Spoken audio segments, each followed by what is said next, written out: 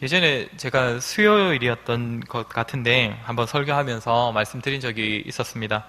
바울이 데살로니가 교회를 세우긴 했지만 데살로니가 지역에서 사역을 했던 기간은 상당히 짧았습니다.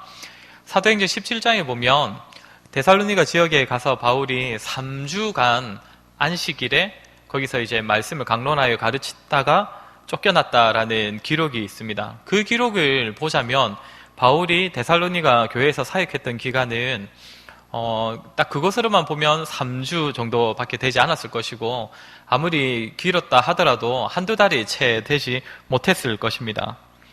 그럼에도 불구하고 바울은 1장에서는 이 데살로니가 교회를 향하여 1장 7절에 모든 믿는 자들의 본이 되었느니라 라고 평가를 하고 있고 오늘 2장 1절에서는 너희에게 들어간 것이 결코 헛되지 않은 줄을 너희가 안다라고 말을 할 정도였습니다. 비록 바울이 데살로니가 교회의 성도들과 함께한 시간이 굉장히 짧았지만 그 시간이 결코 헛되지 않았다가 말할 수 있는 교회였고 또 비록 세워진 지 오래되지 않은 데살로니가 교회이지만 모든 믿는 자들의 본이 된다고 할 만한 그런 모습들이 그 교회에 있었던 것입니다. 그런데 결국 이런 데살로니가 교회가 세워질 수 있었던 것은 2장 1절의 기록대로라면 바울과 또 바울과 함께 사역했던 이 사역자들이 그들에게 그러니까 데살로니가에 들어간 결과였습니다. 너희에게 들어간 것이 결코 헛되지 않은 줄을 너희가 안다. 물론 여기서 들어갔다는 것은 그들과 함께 거하면서 그들에게 말씀을 전하고 사역했다. 이런 내용이 함축되어 있는 것입니다. 그렇다면 과연 데살로니가 교회에 들어간 바울과 또 함께 사역한 자들이 어떠했기에 데살로니가 교회가 이런 열매를 맺을 수 있었던 것일까요? 물론 복음 사역의 모든 열매는 하나님께서 주시는 것이지만 하나님께서 허락하셔야만 가능한 것이지만 사람의 입장에서는 또 자신의 이성과 지성과 감성을 다 동원하여서 자신이 먼저 그 복음에 반응하고 또 복음을 들고 세상으로 나아가야 하는데 그때 어떤 자세와 어떤 마음가짐, 어떤 태도를 갖춰야 할지를 오늘 본문을 통해서 우리가 한번 생각해 볼 수 있을 것 같습니다. 이것은 사실 본문의 3절에 모든 내용이 함축되어 있습니다. 우리 3절을 같이 한번 다시 읽어보도록 하겠습니다. 3절입니다. 2장 3절입니다. 시작. 우리의 권면은 간사함이나 부정에서 난 것이 아니요 속임수로 하는 것도 아니라. 데살로니가가 속한 헬라 지역은 아시다시피 철학이 굉장히 발전한 그런 지역입니다. 따라서 유명한 철학자들도 굉장히 많았다고 합니다. 또 떠돌이 철학자들이라고 해서 막 이곳저곳 옮겨 다니면서 사람들에게 자신의 깨달음이나 생각의 깊이를 뽐내면서 그들을 가르치기도 했다고 합니다. 바울은 방금 우리가 읽은 3절에서 자신이 복음을 가르치고 전했던 방식과 당시 이 헬라 철학자들의 가르침이 그렇게 그들이 가르치는 그 전파하는 방법이 어떻게 달랐는지를 비교하면서 말하고 있는 것이 이 3절입니다. 자신의 방식은 그들과는 달랐음을 말하면서 동시에 철학자들이나 이 세상의 지식과 지혜가 가르쳐지는 방식과 하나님의 말씀, 복음이 전해지고 가르쳐지는 과정은 분명히 다르다. 또 달라야 한다. 이것을 말해주는 것이 3절입니다. 먼저 바울은 3절에서 자신들이 했던 권면은 간사함이 아니었다라고 말하고 있습니다. 즉 복음을 전할 때 간사함으로 복음을 전하지 않았다는 것입니다. 간사하다라고 하면 우리는 먼저 뭔가 약삭 빠르거나 어떤 행동이나 말의 이면에 또 다른 의도가 숨어있는 그런 얍삽한 이미지가 먼저 떠오릅니다. 그렇지만 여기서 간사함이라는 그 단어의 영어 성경을 보면 영어로는 에러입니다. 에러. 그러니까 한글로 번역하자면 오류나 이제 정답과는 조금 다른 어떤 것 그것을 가지고 있는 상태가 바로 여기서 말하는 간사함이라는 것입니다. 그러니 바울은 3절에서 가장 먼저 우리의 권면은 간사함이 아니었다라고 하는 말의 의미는 우리의 권면에는 오류가 없었다, 틀림이 없었다 이런 의미입니다. 그렇다면 무엇이 틀리지 않았다는 의미일까요? 좀 전에 3절이 헬라 철학자들과 자신들을 비교하는 그런 말이라고 했는데 따지고 보면 헬라 철학자들의 가르침이라고 해서 반드시 틀린 말은 아니지 않겠습니까? 도움이 될 만한 가르침들과 뭔가 유익하고 좋은 가르침들도 분명 철학자들에게도 분명 있었을 것입니다. 하지만 바울이 했던 권면과는 아주 큰 차이가 있습니다. 헬라 철학자들의 가르침이 아무리 좋더라도 겉으로 보기엔 사람을 구원에 이를 만한 뭔가 지혜가 있어 보이는 듯한 뭔가 좋아 보이는 가르침도 있었겠지만, 그러나 아무리 그 가르침이 좋더라도 그것은 복음이 아니죠. 하나님이 없습니다. 진리가 그 가르침에는 있지 않습니다. 그런 점에서 헬라 철학자들의 가르침은 간사한 것입니다. 복음과 진리라는 측면에서 철학자들의 가르침은 오류투성이인 것입니다.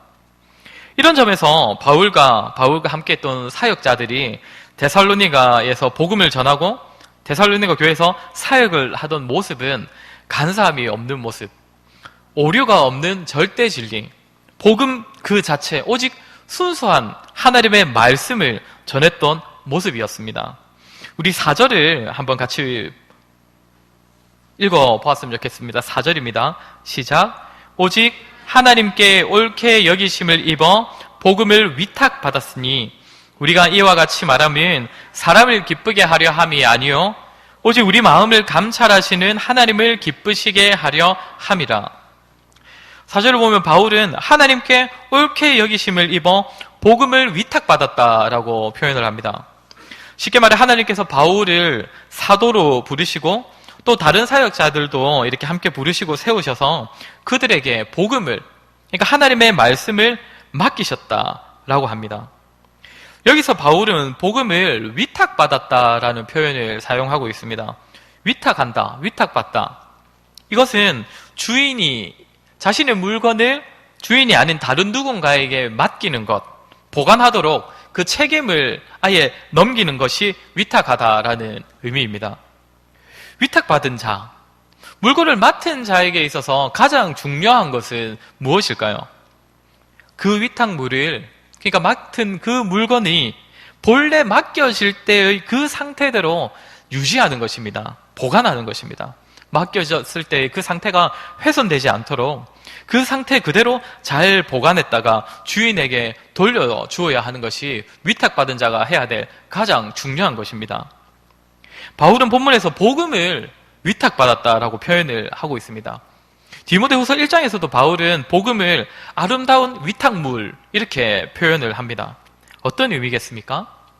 순수한 복음, 예수님께서 정하신 이 복음, 사도가 하나님께 위탁받은 복음의 본래 상태 그대로를 의미하는 것입니다. 복음의 순수성을 말하는 것입니다.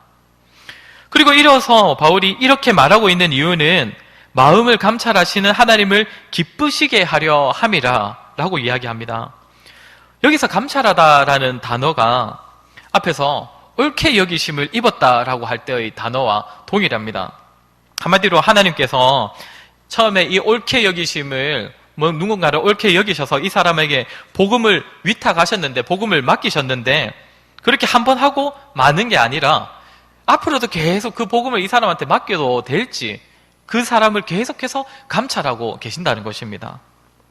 다시 말해서 처음에 옳게 여기심을 받은 자들에게 하나님께서 복음을 위탁하셨는데, 복음을 맡겨주셨는데 앞으로도 계속적으로 이 복음을 전파하는 일을 위탁해도 되겠는지 하나님께서 그들을 계속해서 살피신다는 것이고 감찰하신다는 것이고, 살피실 때 그럼 무엇을 살피시냐 하면 복음을 위탁받은 자가 복음을 위탁받은 그대로, 그러니까 복음을 받은 그대로 순수하게 잘 전하고 있는가, 이것을 살피신다, 이것을 감찰하신다는 것입니다.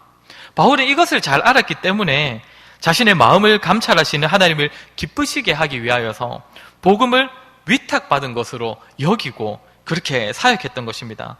즉 복음을 전하는 자가 복음을 위탁물로 여겨서 받은 그대로 순수한 복음 그대로를 전하고자 하는 그러한 자세와 태도와 그런 마음가짐이 하나님을 기쁘시게 하는 것이라는 겁니다. 오류가 없는 순수한 복음, 위탁받은 그대로, 전해받은 그대로의 하나님의 말씀, 그것을 전하는 것을 하나님께서는 기뻐하신다는 겁니다. 정리하자면 바울은 복음을 전할 때 간사함으로 전하지 않았다고 하는데, 이 간사함은 영어로 에러, 한글로 오류, 오차가 없는 그런 순수한 복음을 전했다는 것이고, 이것을 4절을 통해서 본다면 복음을 전하는 자가 자신이 받은 복음을 위탁물로 여겨서 순수하게 받은 그대로의 복음을 잘 다시금 전해줄 때에, 가르칠 때에 그것을 하나님께서는 기뻐하신다는 것입니다.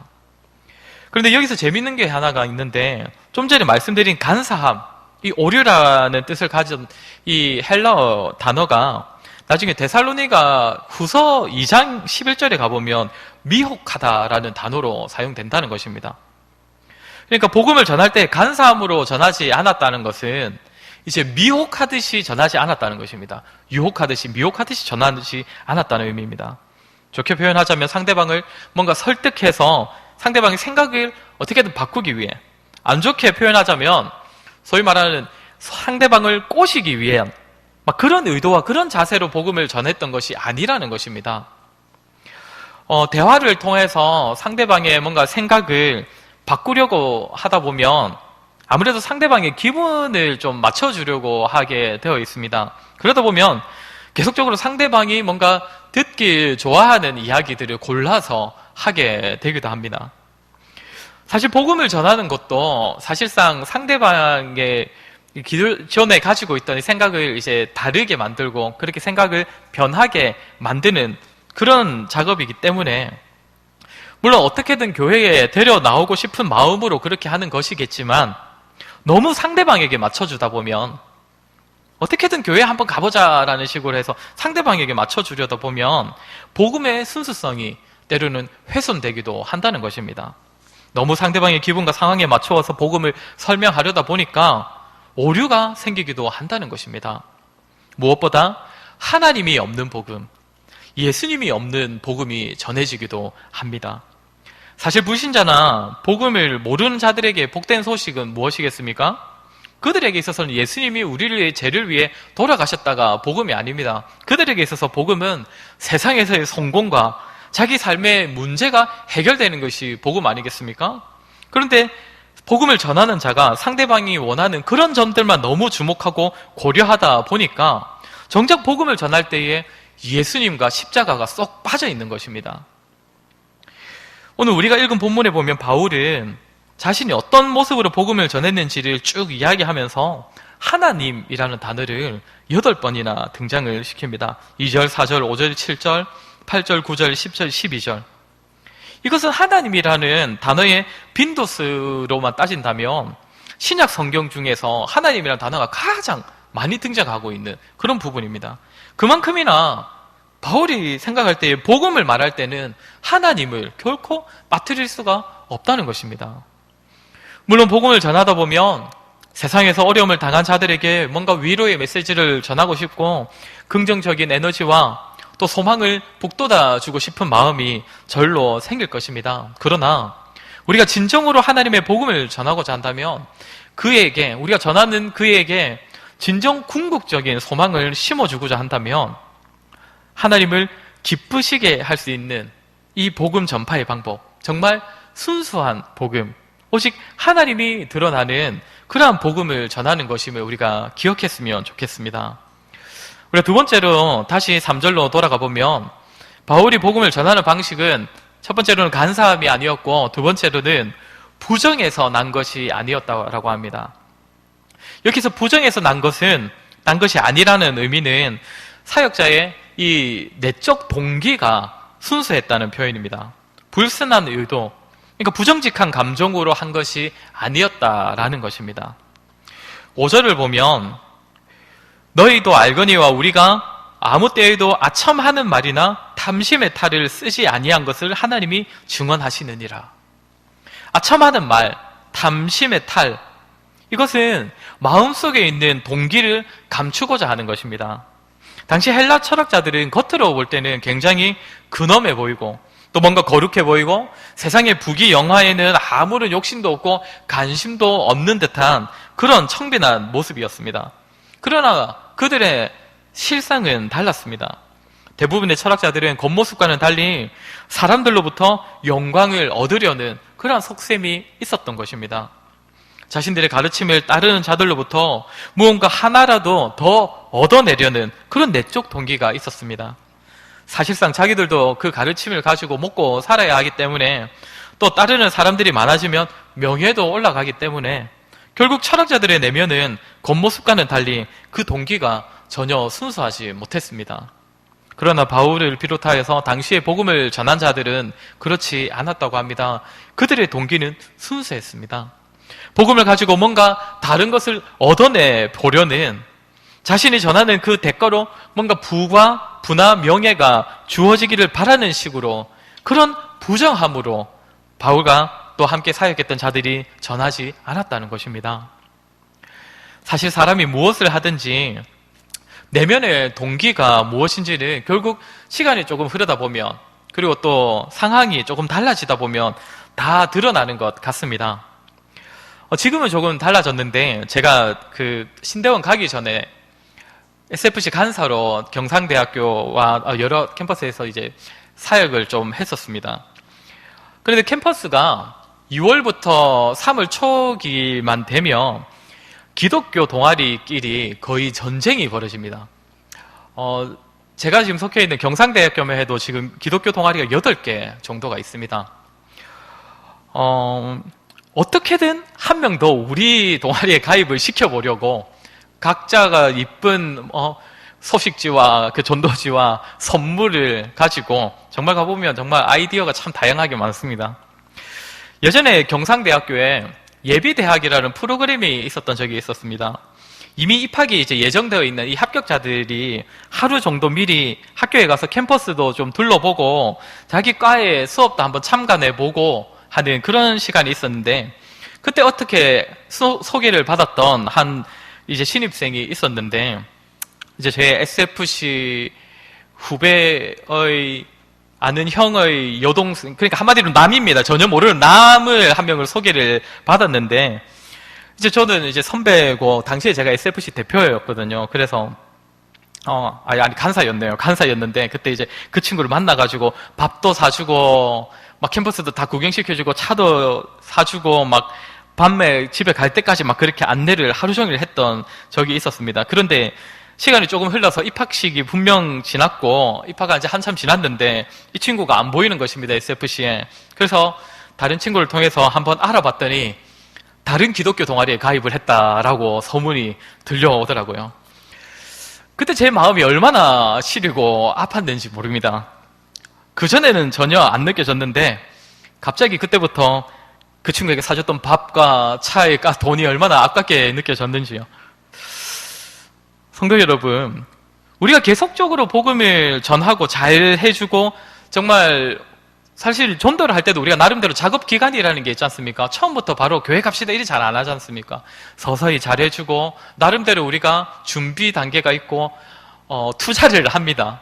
그런데 그랬던 누군가가 우리 온누리 교회가 아니라 다른 교회에 등록했더라라는 소문이 들릴 때 과연 우리의 마음은 어떨까요? 물심양면으로 정말 잘 챙겨주던 사람이 다른 교회에 갔다 하더라고요. 물론 아쉬움이 없을 수는 없지만 정말로 우리가 순수한 동기로 복음을 전했다면 어느 교회로 갔든지 그가 복음을 받아들인 결과 아니겠습니까?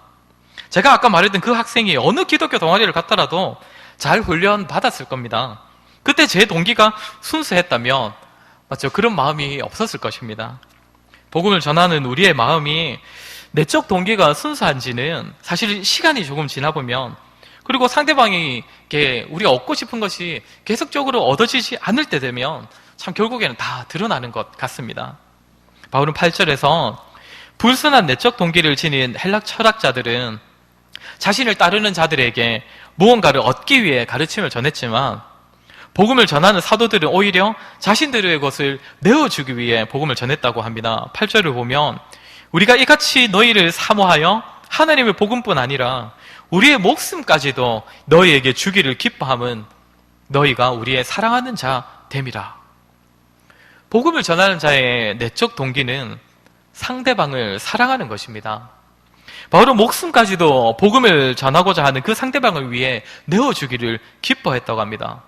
복음을 전하는 자는 첫 번째로 말씀드렸던 건 순수한 복음을 전함으로써 하나님을 기쁘시게 하고자 하는 것과 또한 두 번째로는 복음을 전하고자 하는 그 대상을 순수하게 사랑하는 마음이 있어야 합니다. 하나님 사랑과 이웃 사랑입니다.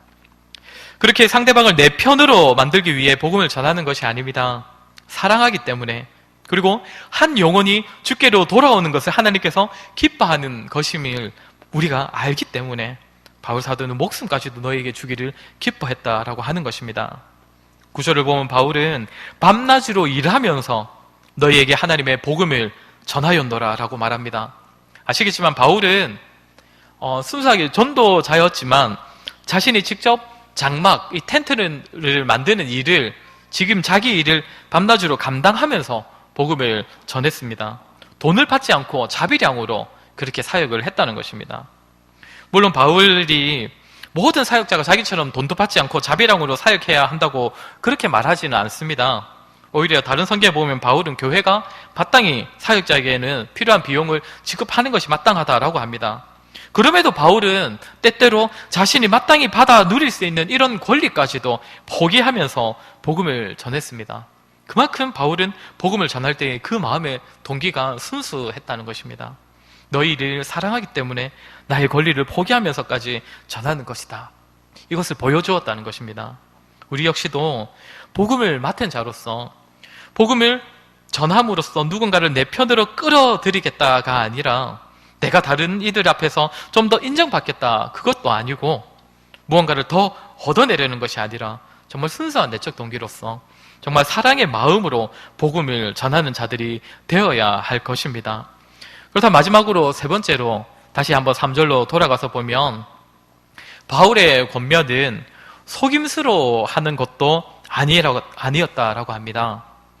여기서 속이지 않았다는 것은 단지 말로서 거짓말을 하지 않았다는 의미가 아니라 삶과 전하는 것, 그러니까 말하는 것과 자신이 살아가는 그 삶이 달라서 마치 상대방을 속이는 것 같은 그런 점이 없었다는 의미입니다. 이것은 말씀 사역자가 말씀을 전하는 자세, 모습을 의미하는 것이죠. 생활이 순결했다는 것입니다. 즉 말로는 복음을 전하고 하나님 나라를 전하면서 삶은 복음이나 하나님 나라와는 전혀 상관없는 그런 삶을 살았던 것이 아니라는 의미입니다.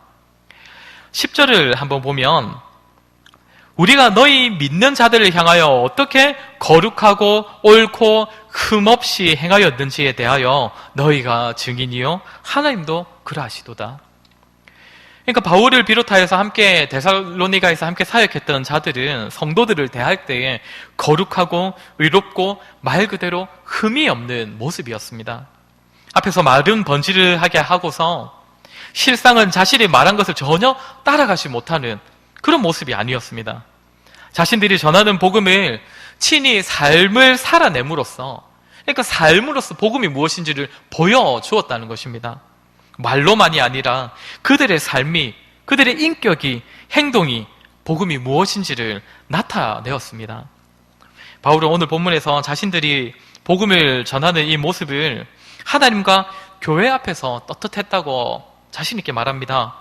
바울은 너희가 친히 안 하니라는 문장을 1절, 2절, 5절, 9절, 10절, 11절에서, 그러니까 이 12절 안에서 이렇게 6번이나 반복하고 있고 5절과 10절에서는 친히 하나님을 소환해서 하나님이 증인이시다라고 할 정도로 그렇게 떳떳한 모습이었습니다. 바울 무리가 거짓이나 속임수가 없는 모습으로 복음을 전했다는 것, 그들의 삶이 복음이 무엇인지를 친히 보여주는 삶을 살았던 것을 데살로니가 교회가 잘 알고 무엇보다 하나님께서 친히 아신다고 말할 수 있을 정도로 순결한 모습으로 복음을 전했던 것입니다. 성도의 구원은 행위에 달려있는 것은 아닙니다. 그렇지만 성도로서 이 세상에 비춰지는 삶이 어떠한가, 그것은 굉장히 중요합니다. 의미가 있습니다. 복음의 통로가 되어야 할 성도가 그의 삶이 순결하지 못하여서 오히려 복음의 통로를 가로막는 그러한 일을 저질러서는 안 되지 않겠습니까? 이따금씩 불신자들 중에 교회에 왜 나가지 않느냐라는 그 이유 중 하나로 교회에 가려면 제약이 너무 많다, 그런 이유를 드는 사람이 꽤 많다고 합니다.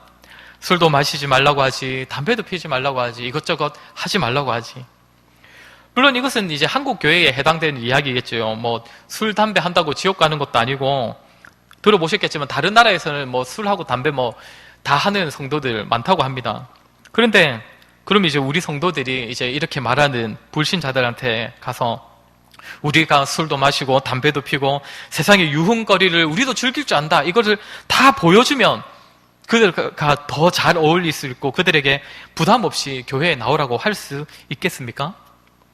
불신자들에게 너희가 부담스러워하는 것들 우리도 이미 다 즐기고 있으니까 부담 없이 와, 신경 쓸 필요 없이 와라, 우리도 다 하니까. 그런데 굉장히 세상에 이기적인 것이 무엇이냐면, 세상은 자기들이 제약을 받는 것은 싫어하지만 성도들은 그래도 교회는 달라야 한다고 세상이 먼저 그렇게 이야기를 합니다. 성도는 달라야 한다. 세상이 아무리 타락하더라도 그래도 교회는, 성도는 달라야지. 이런 생각을 성도들만이 아니라 세상도 사실상 먼저 가지고 있다는 것입니다. 그러니 그들에게 우리가 저들과 어울릴 만한 모습, 우리도 세상의 유흥을 다 즐기는 그런 모습을 보여주면 뭔가 더 편하게 그들에게 다가갈 수 있을 것 같지만 실상은 오히려 복음의 문이 닫히는 그러한 결과를 가져옵니다.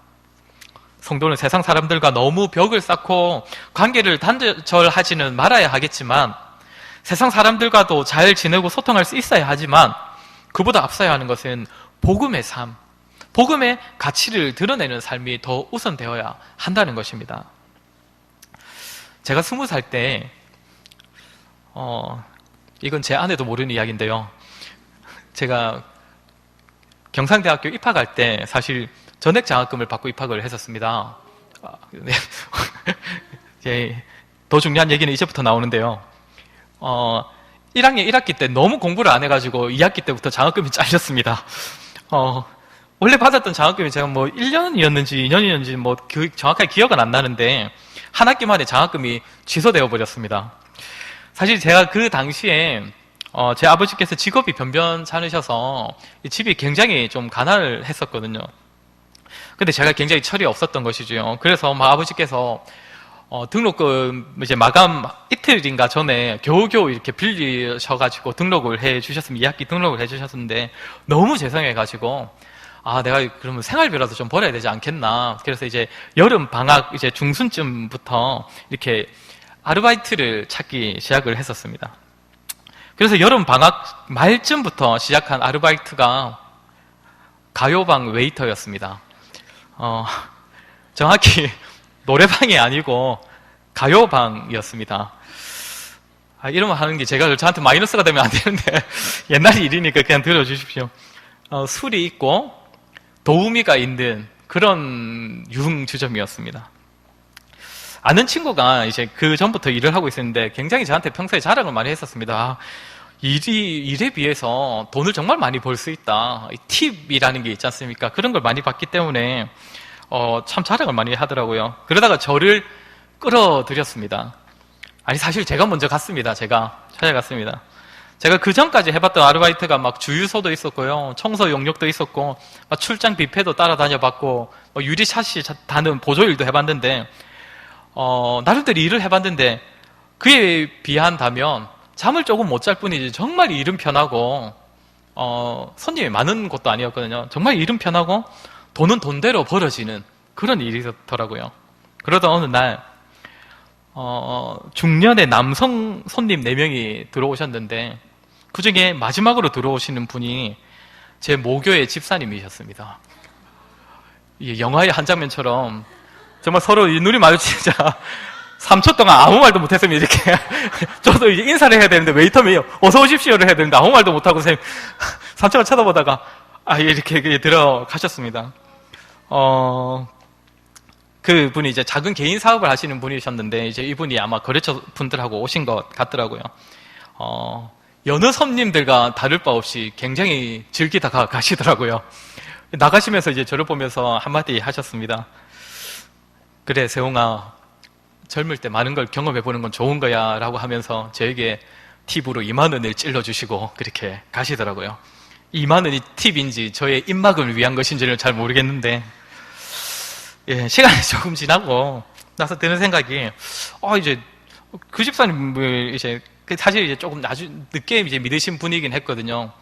이제 저하고 나이 차가 굉장히 많은데 저하고 세례를 같이 받았던 분이라서 늦게 믿으신 분인데, 사업도 좋고 관계도 좋지만 그래도 집사인데 주변 분들에게 성도라는 인식을 이렇게 다 즐길 거 다 즐기면서 심어줄 수 있을까? 나아가서 복음을 전할 수 있을까? 그런데 사실은 그 잣대는 저를 향해 써야 했습니다. 중고등부 시절부터 나름대로 열심히 신앙생활 한다고 하면서 대학교 갈 때에도 사실은 신학교를 가야 하는지 아니면 일반 대학을 가야 하는지 그렇게 고민도 했으면서, 그리고 나름대로 정말 열심히 하고 막 나름대로 나는 신앙생활 다른 중고등학생보다는 훨씬 잘한다라고 할 만큼 그렇게 나름대로 열심히 했고, 또 교회 사람들도 그런 거 웬만하면 다 알고 있었는데, 결국 가난 앞에서, 돈 앞에서 쉽고 편하게 돈을 벌기 위하여서 유흥업소를 선택했으니 이것은 뭐 세상 사람들과 제가 아무 다를 바가 없는 그런 선택 아니었겠습니까? 나의 어떤 모습이 이 세상 사람들과 달라서 어떤 삶의 모습으로 복음의 가치를 드러낼 수 있을까? 사실 이 생각은 나중에 한 것인데 어쨌든 결국 그 일들은 한 달 만에 제가 그만을 두었습니다. 사랑하는 성도 여러분, 속임수로는 우리는 복음을 전할 수 없습니다. 입으로 전하는 복음과 내 삶의 가치가 전혀 다른, 말과 행동이 다른 그런 속임수로는 우리는 복음을 전할 수 없습니다. 그런 우리를 통해서는 복음이 증거되지 못합니다. 그렇게 우리는 삶의 순간순간마다 내 말과 행동과 나의 선택이 복음의 가치를 지금 담고 있다. 성도의 삶은 곧 바로 복음이 담겨 있다. 이 사실을 우리가 기억하면서 조심하고 주의하고 또 하나님 앞에서 또 사람 앞에서 진실되고 순결한 삶을 살아낼 수 있어야 할 것입니다. 말씀을 마무리하겠습니다. 오늘 본문 뒤에 13절을 보면, 이 본문 바로 뒤에 13절을 보면, 너희가 우리에게 들은 바 하나님의 말씀을 받을 때에 사람의 말로 받지 아니하고 하나님의 말씀으로 받음이니 라고 합니다. 오늘 말씀드렸던 것처럼 바울과 또 함께했던 사역자들이 첫 번째로는 간사함이 없는 모습, 오류가 없는 정말 바른 말씀, 순수한 말씀, 진리를 전했을 때, 그리고 두 번째로는 부정이 아니라 정말 순수한 내적 동기로 하나님을 기쁘시게 하고자 하는 마음과 상대방을 사랑하는 마음으로 복음을 전할 때, 세 번째로는 속임수가 아니라 내가 전하는 말과 삶이 일치하는 모습, 삶으로 복음을 드러내었을 그때에 데살로니가 성도들은 바울의 말을 사람의 말이 아니라 하나님의 말로, 하나님의 말씀으로 받았다는 것입니다. 저와 여러분에게도 이런 은혜가 있었으면 좋겠습니다.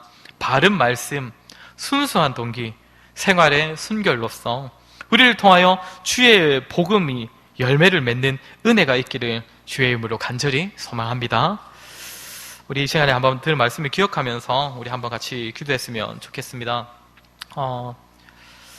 우리가 복음을 전할 때 기억할 될 것은 오늘 본문을 통해서라면 세 가지입니다. 말씀을 전할 때에 바른 말씀이어야 합니다. 상대방을 어떻게든 꼬셔내기 위해서 살을 덧붙이고 어려운 복음은 빼고 할 것이 아니라 정말 있는 그대로 순수한 복음을 전해야 할 것이고, 또 두 번째로는 상대방을 통하여서 뭔가를 결과를 얻어내려는 그런 동기가 아니라 정말 순수하게 상대방을 사랑하는 마음으로 우리가 말씀과 복음을 전해야 할 것이고, 마지막으로는 내가 지금 말하고 전하고 있는 그 복음과 내 삶이 일치하는 모습으로 복음을 전해야 할 것입니다. 그때에 우리를 통하여 전해지는 말은 더 이상 말이 아니라 하나님의 말씀이 될 것입니다. 저와 여러분이 이렇게 쓰임받을 수 있게 해달라고 우리 들은 말씀을 기억하며 함께 기도하도록 하겠습니다.